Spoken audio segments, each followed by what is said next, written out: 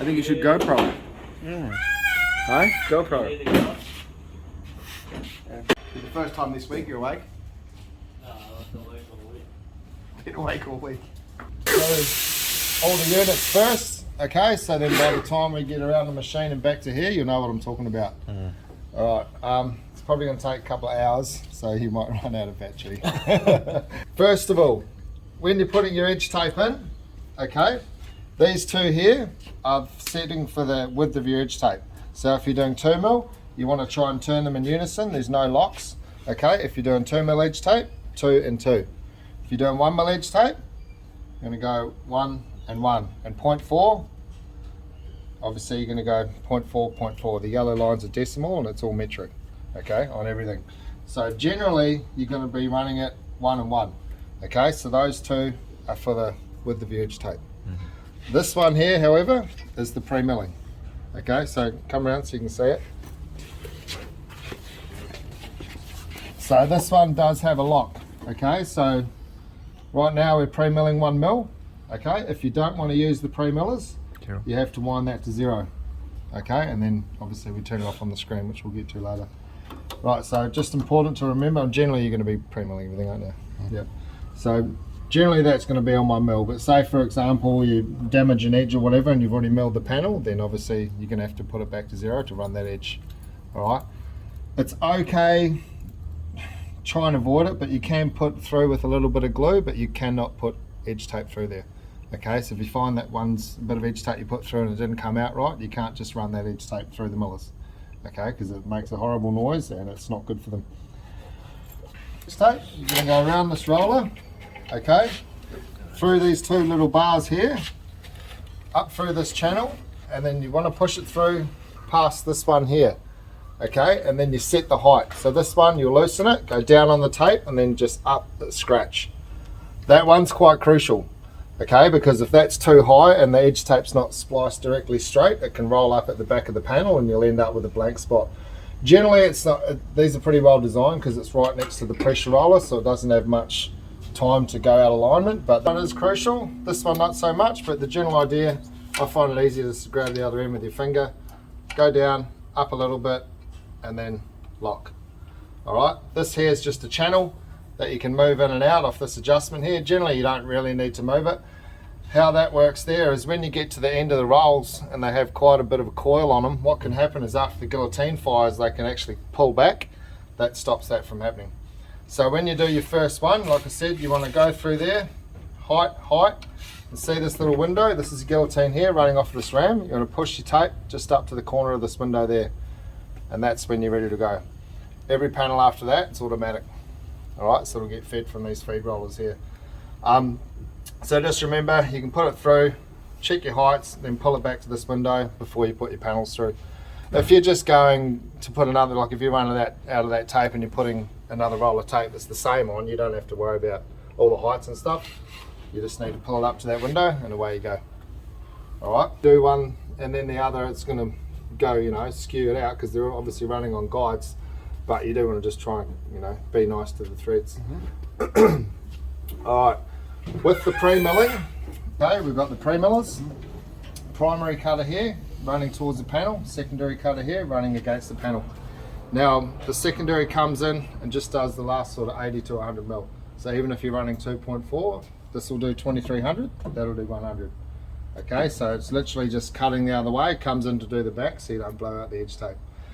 However, obviously when your extracting is pretty good, but generally you can get a build up of dust, which we may have when we open it up, around the back side of the main cutter there.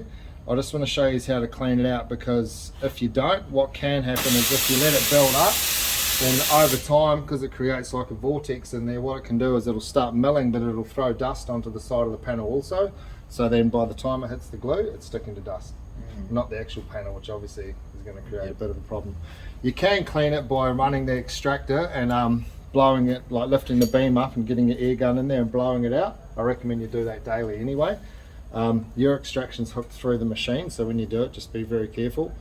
But anyway, I'm going to show you how to take this apart and to clean it up. So Dylan, first take those two knobs off completely.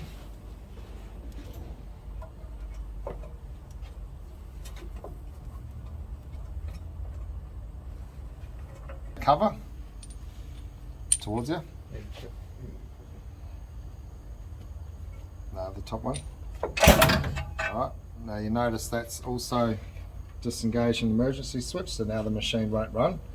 Okay, so now what you need to do is 4mm, that 4mm and the 4mm there, undo them all the way.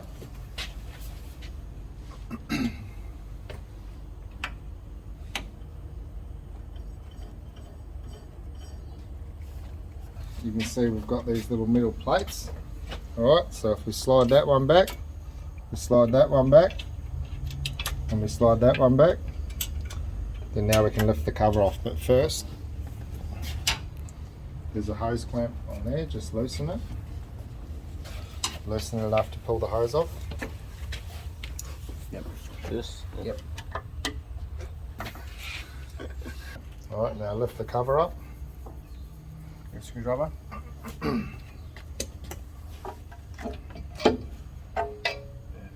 Alright.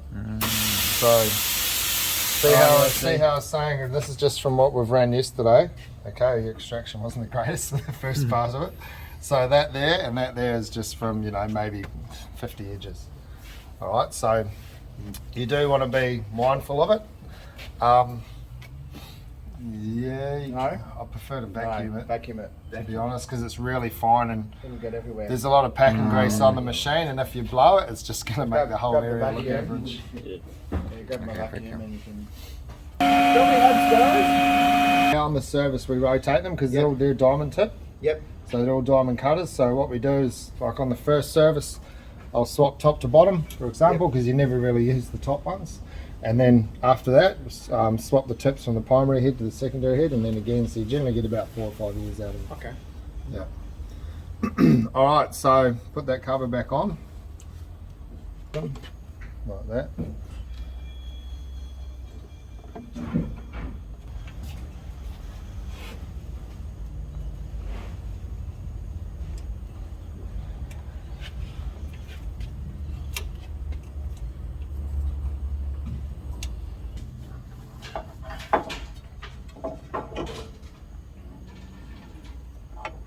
Generally, you know, people just do it with the extraction running, but because yours is hooked up to the machine has to be running. So what I would do is turn the pre-millers off, so just in case, you know, someone puts a nozzle in too far. But yeah, just to be safe, I'd have the pre-millers off, but you will have to have the machine running. And then just blow it sort of from this side, because you can see it builds up here, and you want to blow it towards the exhaust port. Okay. All right, glue unit.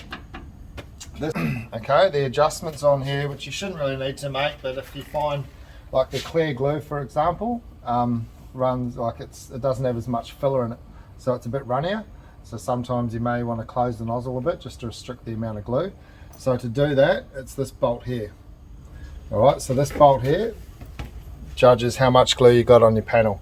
There's a little sticker here. It's obviously saying wind it out for more glue, wind it in for less glue. Okay, so if you do find that you're finding there's glue on the board and it's smearing or there's just too much, just undo these lock nuts and just wind that bolt in a little bit, and that'll adjust the amount of glue on the front. And obviously if you find you don't have enough glue, if you've changed it for what reason and it doesn't apply enough glue, wind it back out this way and that'll give you more glue on the panel. So first step is to pull out the rinse bar. Okay, when I say pull it out, I don't mean pull it like that, I mean unscrew it. Okay, what this does is called a purge. So when the machine's hot or when the glue unit's running, which it starts at 170 degrees, you can see under here how there's a bit of glue on this cardboard ramp. All right, that's from when I pulled that out just to dump glue out the bottom of the unit. So if you do want to change from white to clear or clear to natural or whatever, you can top it up in here, pull this bar out, and it'll just start falling down this ramp and then into this box.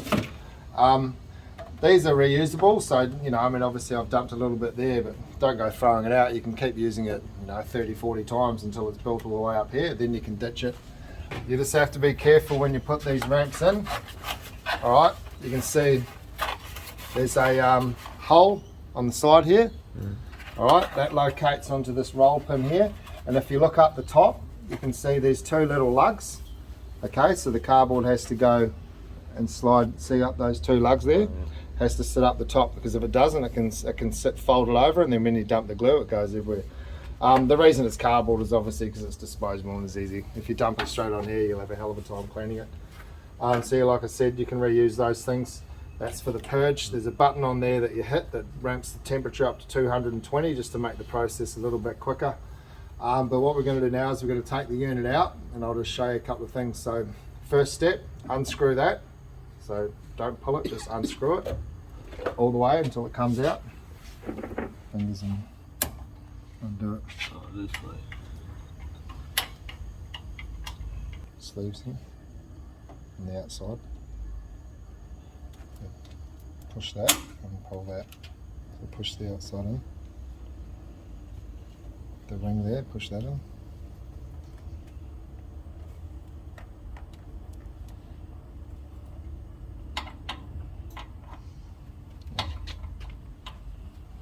So you want to push that, and then that comes out. So you know, you got to push it hard. Yep. Undo the electrical plug, so flip the tab up.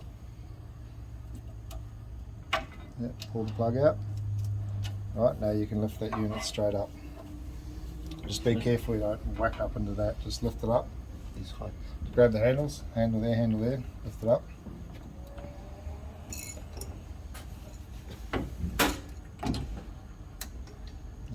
Give it a bit of a wiggle. Right, now tilt it back towards you and pull it out.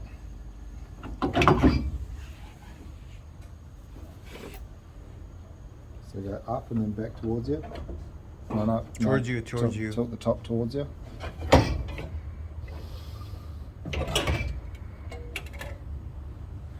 Alright, so obviously here we've got the glue unit, okay? Now when I was saying about adjusting these bolts, you can see this little gate here, if you watch that black side thing, see how that opens and closes, so that when the glue roller turns, that judges how much glue goes on there. You can see this one here, opening and closing as well. Okay, so what that's doing, that's the outlet. So basically the glue comes on the roller, and obviously this one's open more because you need the glue to go back inside it. This deflection plate here, that just makes the panel sit just off the roller, so it's only actually picking up the glue and not touching the roller itself, or else you get the crisscross sort of pattern on it. And the purge hole that I was talking about, you can see that there is what that bar screwed into, and when we pull it out, it exposes that hole at the bottom, okay, and that's what's dropping the glue onto that ramp. When you fill it up, see this recess here, alright, don't go any higher than that, okay, just put half a cup in, or a cup, whatever. You don't want to fill it all the way up to the top, okay. And when I say don't go any higher than that, I'm not necessarily meaning keep it at that level either. Try and run it as low as you sort of can, really. The reason being is that these pots are, not massive. Is they've done the tests on all the EVA glues, and every time they heat up and then cool down, you lose up to 10% of the adhesiveness. Right, I'm not saying that if you do it 10 times it's not going to stick, but every time you heat it and cool it, it loses its properties. So you do want to keep a minimal amount in there if you can. In saying that, obviously if you've got 3 trolleys stacked up, if you're going to use it, don't be shy, okay, but just don't go above that line there. It just makes them hard to clean. Line it up, go in like that, and sort of go, put the uni joint down here and line that up with that hole on the side, and it'll locate itself.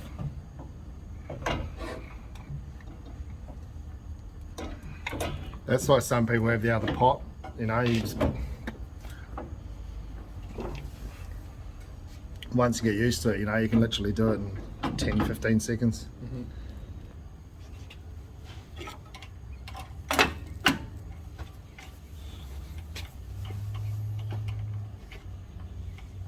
Oh, it's nice.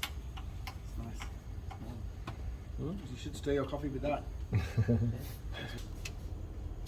Yep, these 2 airlines in. One's big, one's small, so you can't mess it up. Push them in all the way till it clicks. Yep, and the other one.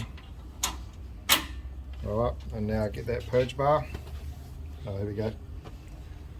And you want to look down there and just put it in straight. screw it into that hole. So do keep them clean. You can clean the metal ones with thinners, okay, not the rubber one. The rubber one, generally you can just wipe it with your finger and it'll just roll into a little ball and fall off. So just keep an eye on those as well, because if you do get built up bits of anything on there, obviously there's a fair bit of pressure there, so it can put indentations across the edge tape. Alright, any questions inside here? No, we good? Don't force it. Okay, they're an electronic lock and they're about 800 bucks. So you don't want to rip it open.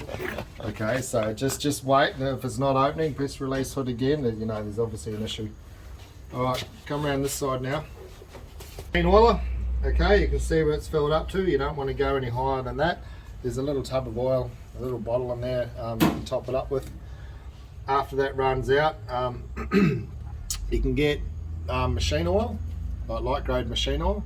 Don't use air tool oil or compressor oil or nothing. Best place to get is Spotlight. You know that really light grade stuff that they use in sewing machines? Oh yeah. That stuff.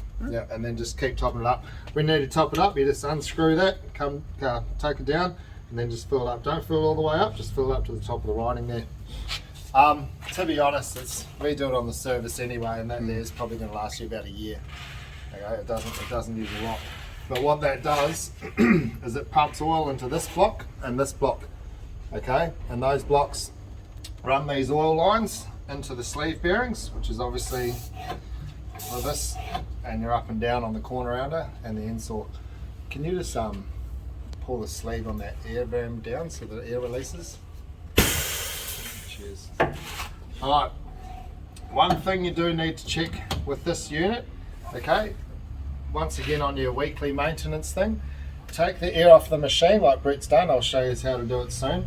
And what you need to check mainly on this ram is underneath here, okay, because what can happen and does happen is these little offcuts can get jammed up under here. All right, and what happens with that is eventually the home position for this unit gets higher and higher, and then you'll find your board can come and rub along this knuckle, and obviously it's no good. You cannot lift this unit up with the air on the machine because it's got a constant command to stay down. Okay, you'd have to be. I can't lift it anyway. So air off. Once again with your air, and like I was explaining yesterday, you cannot turn the air or the power to the machine off while that glue roller is still running. So if it's above 170, don't release the air or turn the power off. Once it's below the 170, however, you can drop the air off, and like I said, lift this unit up and just check. All right, because it will build up, and obviously check underneath as well. Also, can you please pass me that can of inox? Once a week as well. Yes, I know there is an oiler for these things, but I also encourage customers to give these bars just a light hit. Okay, a light hit there, and obviously you're up and down as well. Okay, just a little bit. All right, and the same with the corner rounder. Now, your adjustment on this unit, you can see there's a sticker here. Okay, plus minus. This top bolt is for the back edge. This bottom bolt, you can see, is for the front edge. Okay, so this is your end saw or trim saw, whatever you want to call it. So the ends of your panels, they're the stops for where your panels, well, where the saw's going to cut in reference. So if you find that it's cutting too close, and maybe like some of the softer edge tapes, you might find that the opposing edges have got a bit of a line, and especially the stuff that has a bit of a grain on it, sometimes like a dark grain, you'll get a bit of a white line. It can take the grain off just slightly, so you may need to adjust the funnel back in that instance. How it works, all right, you see this little knuckle here, okay, that comes up, traces along on the panel, front side, back side. So those bolts, judge how far that can move along. All right, before you ever make that adjustment, or if you do notice that your edges are too long or whatever, you have to check this knuckle, okay, because if you've got a clump of, say, 1/2 mil of glue on one side of it, then you're gonna have an extra 1/2 mil of offcut, or sorry, of edge overhang. All right, so before you adjust this, make sure both sides of that are clean, or you'll be chasing your tail. Generally that unit's going to be down, but you can still obviously get in there and have a look, you know, a bit of cleaner on a rag or something, and clean that knuckle, make sure it's always clean. Once a day I'd give it a wipe, All right. Right, that's the end saw. This is for your gloss panels. It's running the protection agent. This nozzle here sprays onto the actual edge tape itself, not onto the board. So when you're running gloss, you want to turn that on. I've put a program on there, and obviously I'm going to show you how to turn it on when we get to it. That just puts a slight little greasy mist onto the edge tape, so that by the time it hits the trace of screws on front of these trimmers, it reduces the friction dramatically, so you won't get any scratches. All right. I do say only run it on gloss. Well, I did say run it on gloss, but some people run it on everything. It does sort of help in a way. However, if you don't run it at all, because it's a chemical, it can go off in the line. All right, so when you're doing your weekly clean or whatever, see this line here, how it's quite clear. All right, that's pneumatic, that one there. This one's the liquid. Okay, if you notice that that's kind of going a browny color, turn the nozzle on and run it. Okay, I'd recommend once a week just do a load of carcass with that nozzle on. Okay, because I go back to machines a year after I've put them in, and these things just fall apart because they simply, oh, we haven't been doing gloss. Yeah, but you still need to keep it running or they'll fail. All right, so if you don't have any gloss coming up, just run it on a bit of carcass or whatever, just to keep that line fresh. All right. Okay. Trimmers, bottom trimmer, top trimmer. How these work, they're all pneumatic, they're all set up. You don't really have to touch them. The only thing you can do is clean the front shoes with a rag once a week as well. I'll go through the maintenance thing when we're finished. Now how these work is they've got 3 pneumatic positions. Can you please put the air back on, Brett? Just push that center button down. Go to 1 mil. See, they come back just that little bit. Okay, so now we're using a smaller portion of the cutter, and if we go to square, you'll notice they come all the way back. All right, so we've got square, we've got 1 mil, right, and we've got 2 mil. Once again, where we've got these silver bars, just a light hit once a week, lift her up, and then you can do the bottom side. Okay, obviously the bottom one goes down as well, and in and out, so you can hit those ones too. Okay, and then run them in, hit the front side, and there you go. There's no oiler for those ones, so you do want to do them. They don't move much though. 2 mil up, 2 mil out. With the hinge hole kits, I'll just explain it while we're here. When we turn on the hinge hole button, because generally when these units hit the panel, they drop down about 2 mil. Okay, so that'll drop down a couple of mil, and that'll drop down a couple of mil. Now what happens is, if you don't turn the hinge hole kit on, these units, excuse me, can bounce into the hinge holes, and that's what cuts into the board. So when we activate the hinge hole kit on here, you'll notice those 2 bottom units, so this one and this one. See how their home position is now going down? All right. So what it's doing is moving the units down so that you don't have enough float to fall into the holes. So all of a sudden, instead of having a 2 mil of float, you've only got 0.1. So even when it goes over the holes, it just glides through. Okay, but we don't recommend using it all the time, because if there is variations in the panels, it won't. Well, to be honest, you wouldn't know them. Yeah. All right, so we understand what's going on there.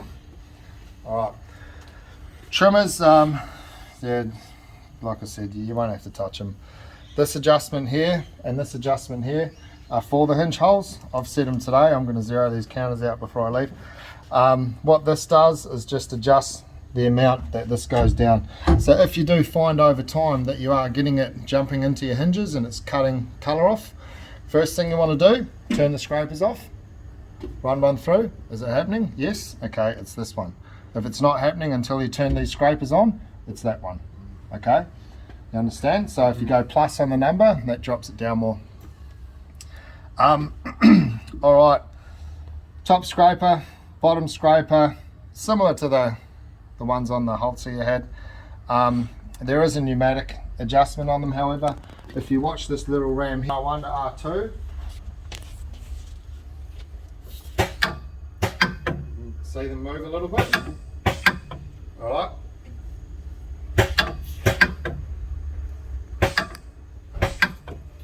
depending on where these cutters are set, so if these are set on 2mm, these will cock into the 2mm radius cutter. Because the way, can't really draw it, but there's basically is a flat sort of scraper like that, and there's a big radius and a little radius. So you've got 2mm and 1mm. So what happens is it cocks between the two positions to a mechanical stop. So yeah, when you change these to R1 or R2, these automatically swap to the other one, just so you can't do any damage. Alright, this is your height for the top one. The height for your bottom one is under there. The units are mirror reverse. You shouldn't really have to adjust them, we'll do it on the service. And this here is obviously the depth of your radius. Alright, but they're all set up today, so you shouldn't have to worry about it as long as you keep it clean. When you do go to clean these units, see these copy wheels? See how they're a bit grindy? Okay, because they're rubbing on these little brass shims. They're just cleaning off any excess glue on there. And also the same with top and bottom. 1, 2, 3, 4. Keep an eye on them, okay, because if these shims do break or get bent or something like that, and you start getting glue or any other foreign materials on the copy wheels itself, obviously while you're rolling on your panel, it's going to be bouncing around and you'll get lumps in the finish. The surface scrapers will clean the majority of it up, so you probably won't feel it, but on the actual radius, give it a hit. Alright, same with the bottom one. Like I said, I'll go through the maintenance when we get to the end. Right, any questions from here back? We good? Alright, corner rounder. This unit here, once again, hit the bars, top and bottom. You can lift it up, do the bottom side, and also make sure this rubber plug here, and there's no sort of foreign objects under this one as well. Now, the most important thing with this unit, once again, you don't have to make any adjustments. This ram will, adjust from 2 to 1mm on its own. But what I need to show you is if you all feel that front bearing there, not that little one, but this one here in front of the cutter. On there? Yep. Yep. Turn it. Feel that there, so get a feel for that. If you ever do find that there is free spinning, there you go. Take those 2 bolts completely out. Just try and be careful not to drop them down. Come off, but now feel that bearing. Alright, that's Alright, so there's no. Now if you look through here, you'll see where my finger is, there's a little metal shim. Okay, that there is what goes up against that bearing and keeps a little grind on it. Okay, if you find that, like I said, when this is in its position and this thing is free spinning like that, you need to take those 2 bolts out, pull it back a bit, and simply just bend it up a little bit with your finger until, yep, sweet, got the grind back. Okay, reason being, that's not to clean the bearing. Okay, that's to hold it scraper. This is the last unit. Right, you can see these blades in here on an angle. Okay, and they've got a little bit of movement in them, top and bottom. They're the final finishing tool, it's called a surface scraper. So that's a simulation basically of you guys standing at the bench and running the scraper over. If for some reason one of these units runs over a bit of anything, that's going to clean it up. Alright, so by the time it comes out, you should be right. The only time you should have to clean these panels is, like I was saying yesterday, when you leave site. Okay, literally, it's not up and down or anything, it just moves the whole unit across. So I've now just moved that blade over 1.5mm, so essentially you've got a fresh blade. Alright, obviously we start them on 0. Alright, last but not least, swarf box. Alright, got a little hole here to put your finger, open this up. This is what's catching your scrapings, okay? Same as the one you got on the top of the halter. Bit out of sight, but don't forget about it. Okay, there is a gauze in front of it, same as the halter. You can hear my fingers on it. Okay, scraper, scraper, scraper. These 3 divert through this box, then into the main port. Obviously your pre-milling one and your top and bottom trimmers go through the same length, but not through that port. If you do not empty the swarf box, you'll lose extraction to your scrapers. Right, same as that. But this one's kind of a little bit more hidden and not so ugly. Alright, see I've bypassed this with one of my safety keys. You've got one here, this has all been drilled out so you can't take it out. This red switch here, okay, that turns the inverters off. You don't get a message on the screen, it just won't turn on. Drove all the way to Bundaberg, walked in the door and the switch was up here. Alright, so yeah, expensive exercise for him and a long drive home for me. Every day, blow out the pre-miller, okay, clean this. You can also clean the front of these trimmer shoes, obviously machine off. If you're more comfortable doing it from the front, you can lift the beam up. Check these copy wheels, all of them, one here, and then 4 on the scrapers. Make sure there's no glue or anything on them, all right. Check this thing spinning, and you might find there's a bit of residue in here, you know, just give it a bit of a blow or a wipe with some thinners on a rag, okay, every day. Weekly, cover off, all right, give that a vacuum and then a light blow, make sure it's all good. Spray these bars, all right, up, down, left, right. Make sure the air is off the machine so you can check under here, okay, once a week. I want you to check that there's no, and don't just look down here, like you want to check up on here as well, okay, so that needs to sit comfortably in its home position. And spray these bars here, right, and the corner round the bars, and that's literally all the maintenance you got to do. Right, any questions? Are we familiar with everything, kinda? Mm-hmm. All good? All right, let's move around. So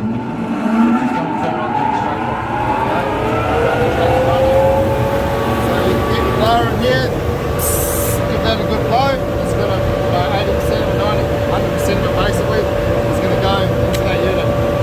All right, but once a week, do take the cover off and check it out. So I'd probably maybe do this in the morning before you heat the machine up. Just turn the track on manually from the first screen.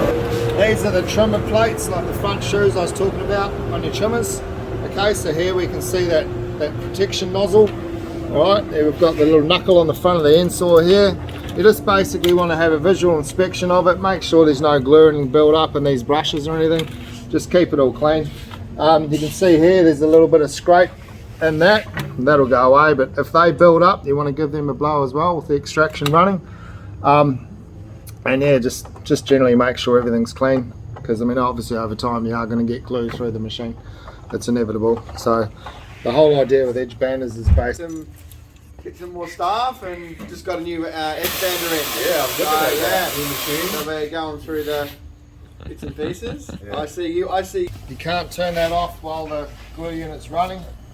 So it's rubbish. I'll put it away. Thanks, mate. Okay, to turn it off, you push the outside sleeve down. To turn it on, you push the inside. Alright, so air off, air on. Obviously it's not going all the way up because the compressor's off. Alright, this is your mains isolator for the machine. Turn that off at night, or you can turn that off at night. Either one. You've got an emergency stop at this end of the machine and another emergency stop just underneath the control panel. Okay, when you hit those, obviously everything's going to stop except that glue roller will always run when it's above 170. The apron, okay, you can see there's 3 different locking positions. So each end has a lock, little red one like this, or you can just have it in a free roll position. Generally people will leave this end of the free roll and just adjust it from there. If you are doing larger panels, you can lock it to the outside. Alright, and then also you can see here there's an extra foot or leg. Loosen the kip handle, this little spring loaded pin, lift that out, and that's set to your floor height. Okay, and you can lock that down. Just gives you a bit more support for your larger panels. This is going to be the first screen you see every morning. Stop active.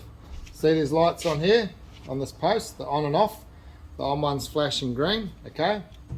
Press that. That box now goes green, which means all the errors are cleared. And to heat it up, you simply push EVA, right, which is the glue. Alright, I'll just show you what to do in instance to clean the pre-millers, okay? Obviously you're going to wind the beam up. You can push this menu here, And the only two you're ever really going to look at is start page, which is this one, and main page, which takes you to your program screen. And the track, turn that on, that's going to pull the extractor in. Okay?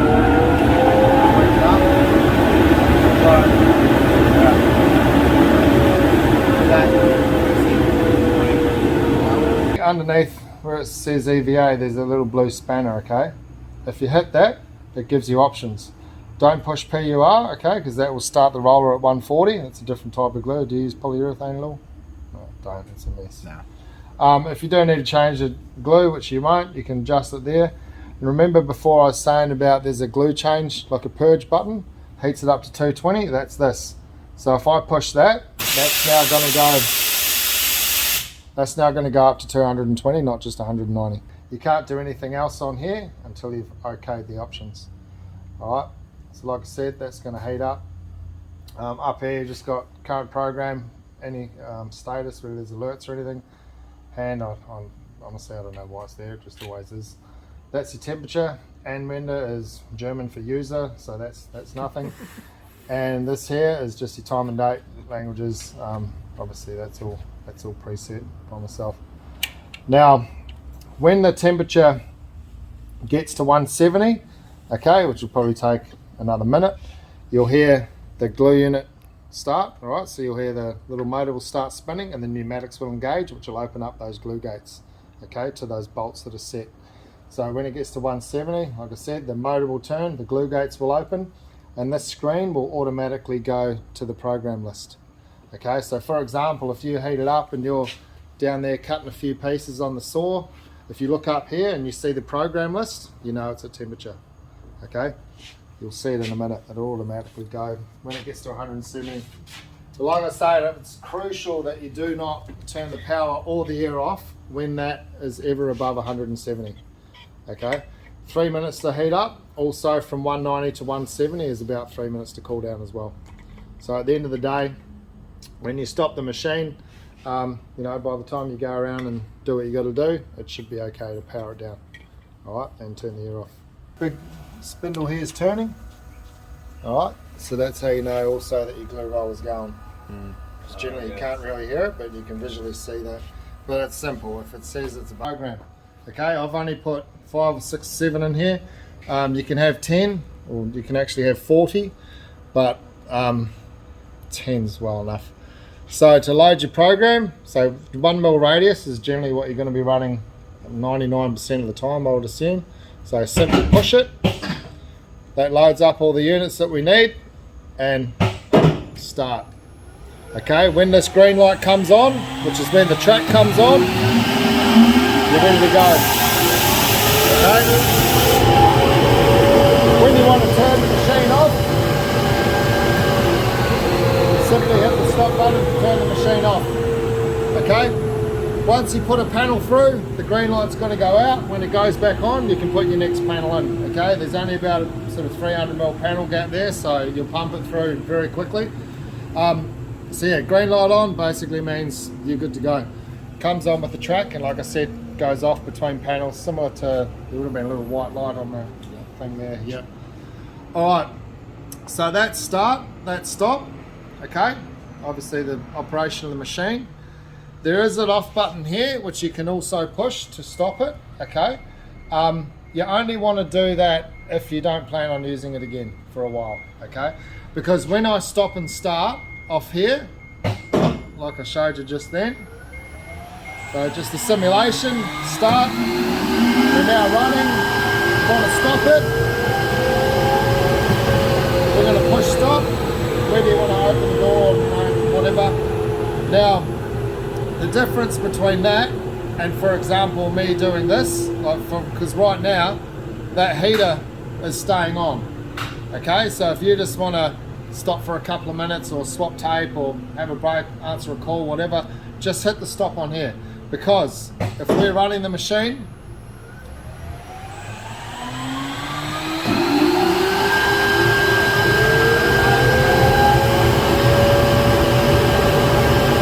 alright, so for example, this time we'll stop it with this button, alright, blue's out, stop's active, machine's off. Okay, now when you want to restart it, you've got to go through the whole process. You've got to turn that on, you've got to turn that on, you've got to reload your program, and then you've got to start from the start. Okay, so if you plan on using the machine, we're going through the machine the way I've just shown you. That's why I went through the units first, so when we get to this, you sort of know what I'm talking about. The first two here, that's the inverter, turns the motors on, that turns the track on, as I showed you before. You don't really have to worry about those. First one here, pre-milling.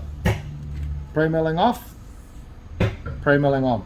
Okay, so like I was saying before, if you did have a panel that come out bad or whatever, and you thought, oh shit, I've already taken a mill off it, you're going to turn that off, and you're going to undo those kip handles and move it to 0 and run what you want. Or if you just don't want to pre-mill stuff, you know, if you've got, for example, you know that stuff with the laminate, like on top and bottom. Oh yeah. Don't pre-mill it.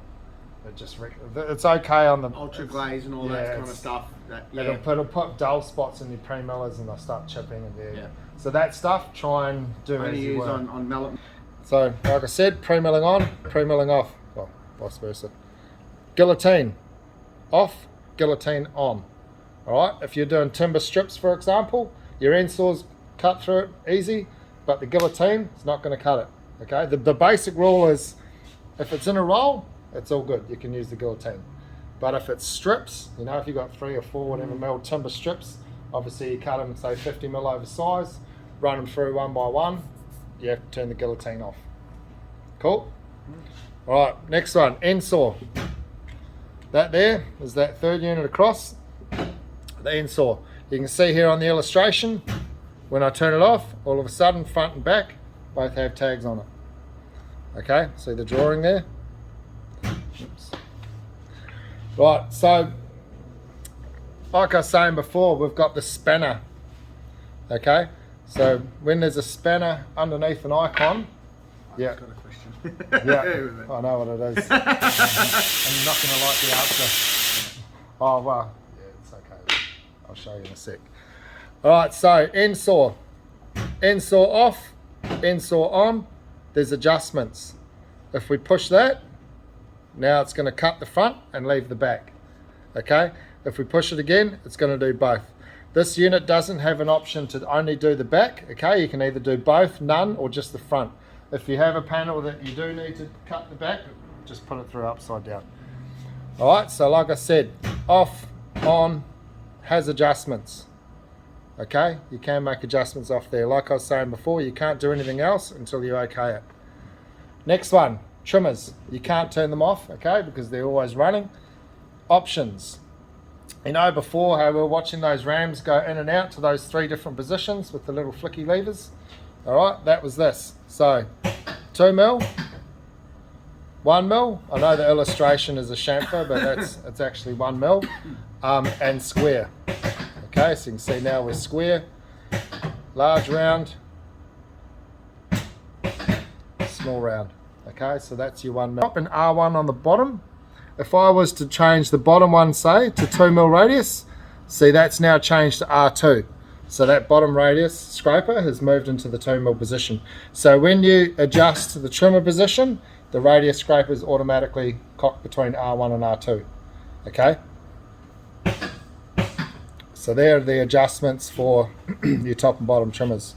Once again, you can't do anything until you okay it. Next one, is that all right? You can see that? Yeah. This is the one you're sort of going to probably use the most. Corner rounder. Okay, obviously this one's not on the 1 mil radius. When we load 1 mil corner rounder, it's now on and you can hear it come into the position, and obviously the illustration's changed. Now if we look at this drawing, we can see front and back, and it's going right around. Adjustments, right around or just down. Okay, so what we can do with the corner rounder is when we're doing the round, this one here, you can make it so that it just does the actual chamfer on the edge, but not the corners. Okay, for example, some people like to do that on like your top gable bloody, you know what I mean? So you can have an arris there, but you've still got your points. Okay, most people wouldn't bother, but you know, it's there if you want it. So you can see the illustration right around the corner or up and down. And you notice on that drawing there, that's straight up and down. This, it's around. Okay, now this unit, if we hit this box here, this one you can do just the front, just the back, or both or none. Okay, reason we can do it on this unit is because if you have hinge holes and you want to do the back or the front, you can, because obviously you can't run that one through upside down. All right, so there we can see it's just doing the back of the panel all the way around. Now it's just doing the front of the panel all the way around. Now it's doing both.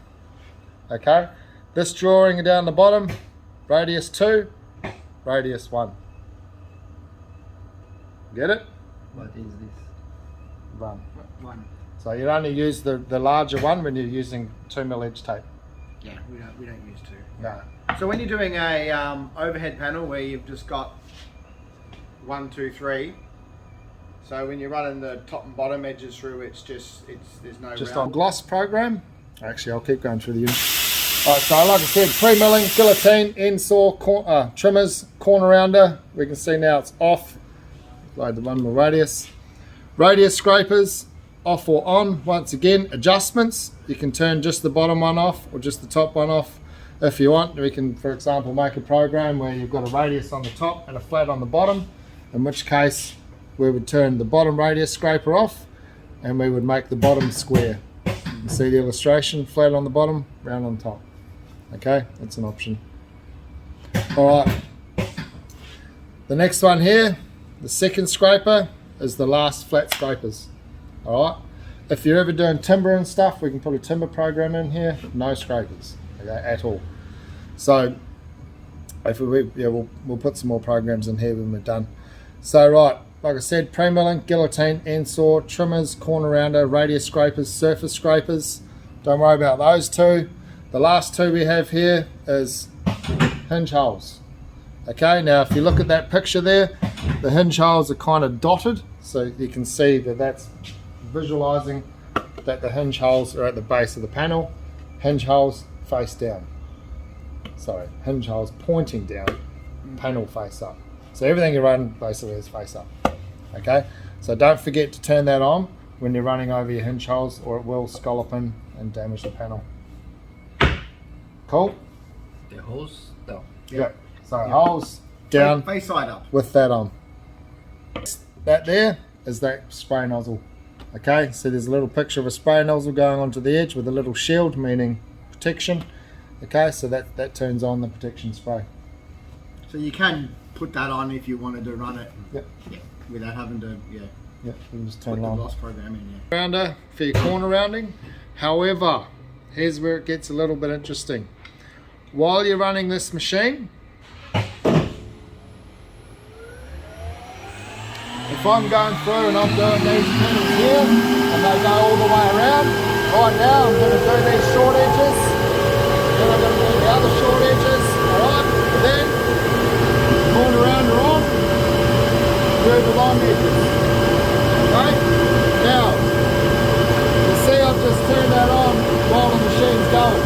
Okay? You can do that. Otherwise, you've got to shut the machine off, like I just have now. Wait for that pop. Hear the inverter. Load that, then start it back up. Because while the machine's running, you can't skip programs, but you can activate units. Okay. Now, caution. Do not turn that corner rounder on while there's a panel in the machine, because if you do it at the wrong time, you will do damage. Okay, so be cautious between using your corner rounder. When, don't get me wrong, I can put 4 panels through and corner around the third one because I know when to do it, but don't make any adjustments here at all unless the machine is completely empty. All right, ever. All right, like I was saying, start the machine, stop the machine, release hood. That now will enable you guys to open up that hood, give it a good blowout. Like I was saying with the daily clean, you can't do it unless you're logged in as admin. So once again, start page, main page, that's all you need to know.